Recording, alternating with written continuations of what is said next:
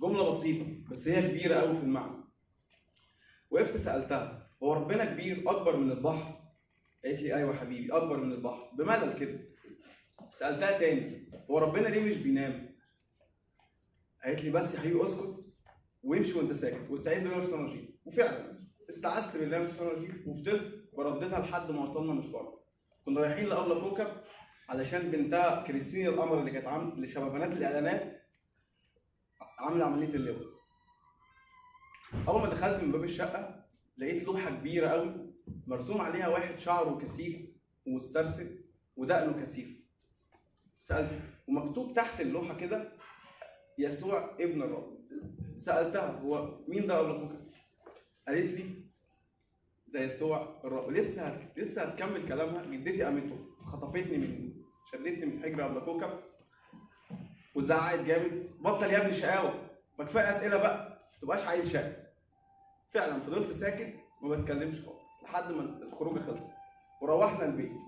بعدها باسبوع جه جوز خالتي كان بايت عندنا ليله واحده وكان جاي من سفر من المنوفيه. وانا بفتش في الشنطه بتاعته عادي لقيت جوه الشنطه كتاب اسمه لماذا انا مسلم ولست نصرانيا للكاتب اكرم حسن مرسي. الكتاب كان مفاجاه بالنسبه لي لعالم جديد وعميق لطفل مهووس بالقراءه. قرات جوه الكتاب معنى الناسوت واللاهوت، العهد القديم والعهد الجديد والفرق ما بينهم، من اين جاءت فكره الثالوث في العقيده المسيحيه. خلصت الكتاب من هنا وتعاطفت مع المسيحيه، تعاطفت جامد من وجهه لان الكاتب كان جوه الكتاب عامل مبارزه بين الاسلام والمسيحيه. من وجهه الاسلام هو اللي انتصر. من وجهه نظري المسيحيه طيبه وان الاسلام ماسكها زنقها في الكورنر وهاتك يا ضرب وهي مش قادره تدافع عن نفسها. خلصت وبعد كده ابتديت اقرا في العقائد سواء يهوديه او زرادشتيه او مسيحيه او اسلاميه بالفرق المختلفه اللي فيها او حتى هندوسيه.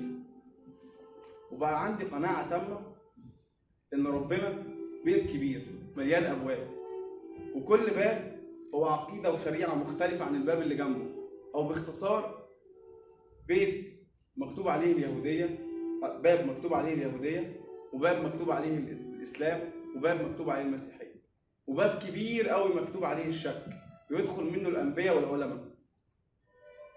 مش مهم ندخل البيت ده من باب محدد عشان نفوز، المهم ندخل البيت ده ونحبه ونعيش فيه.